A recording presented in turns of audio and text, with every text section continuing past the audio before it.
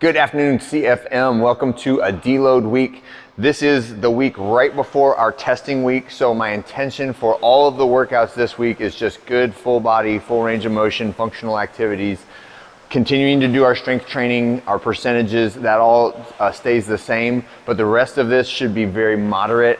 And if any of the things that I briefed this week are too much, or you feel like they would tire you out and get you sore, then I want you to cut it down, right? So like today is 5 rounds, maybe you only do 3 rounds, and you really try to take it easy. Let your body accumulate some energy, let your body recover, nervous system recovery, joint recovery, all of that stuff, so that when we go into testing week next week, we're really ready to put on some good performances, okay? All right, so today is gonna be a warm-up of 3 rounds through 15 calories, your choice, road, bike, or ski, a 30-second assisted squat stretch. So you can just sit at the rig and just get down nice and low, try to get your hamstrings on your calves, get that deep stretch, but use some assistance there so that you're not just sitting on the floor flexing your muscles. I want you to be relaxed into that position. Don't worry about your posture as much. Really, you can round your back, you can roll your knees around, you can move your ankles and your feet, just get a nice, good, deep squat stretch. Then we're gonna go through 20 reps each of the calf raise and AT raise combo. So when you do the calf raise, your ankle, and when you do the AT raise, similarly, the further that you lean, the deeper of a stretch you get in that anterior tibialis muscle, which is the front shin muscle. That's where you get your shin splints.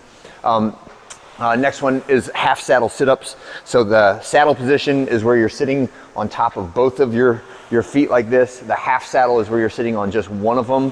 And we're gonna do some sit-ups. So I'm leaning back, but I'm using the band to assist me. So I'm not going all the way back without assistance, and I'm trying to sit back further and further every time. So eventually I get to where my head's touching the ground, but then I'm using the band to kind of pull myself back up. And how much assistance you need is completely unique. So use a big band, use a little band, or use no band at all if you don't want to, okay? But get 4 reps of those on each leg.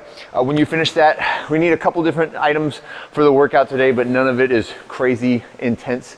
So feel free to switch, mix and match as needed, but it goes in 90-second increments. You'll have 1 90 seconds that is pure cardio, and then 1 90 seconds where you have that duration of time to get some activity done, then another 90 seconds of cardio, and then another 90-second block to get some stuff done, and then a 90-second block of rest. So it just goes minute and a half, minute and a half, minute and a half. And you can time it off the red clock, you can time it on your own stopwatch, however you want to do it. But start with 90 seconds on the bike, and then you get 90 seconds to complete 20 sit-ups of your choice. If you want to use ab mat sit-ups, V sit-ups, bicycle crunches, Russian twists, do some version of an abdominal exercise that takes somewhere in the like 30 to 40 second range. Then we're going to do 15 reps of a grasshopper. So flip over. Grasshopper is from the plank position, reaching your knee to your opposite elbow, right? And you can do these quick 15 reps on each side. Then we're gonna do 90 seconds on the rower. And also, if you finish your 90 second or your ab exercises, and you get them done before 90 seconds, and you wanna just go right into your next cardio, that is totally fine, but just recognize that you'll be off on the total duration, right? So maybe it takes you 75 seconds to finish the abs, and you go on to your next 90 seconds on the rower.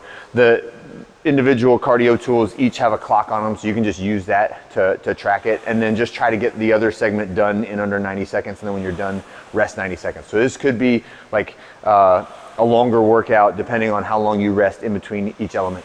The next one after the row is goblet squat, kettlebell swing, goblet lunge, okay? So I've got 1 kettlebell, moderate load, and I'm doing 12 reps of a goblet squat, so I'm just holding it up in front of me. Then I'm gonna go into Russian kettlebell swings with that same object, 12 again, and then back to my goblet position for 12 reps of a goblet lunge, and then set it down. It's just 1 set through that, 90 seconds rest, and then reset to the beginning again. We're going through the whole thing 5 times through. If that's too much, if you feel like you're gonna be too tired, just keep tabs on your energy level. Around about round 3, start making choices on, am I gonna do round 4? Am I gonna do round 5, okay? That's it for this deload day on Monday. I'll see you guys on Tuesday.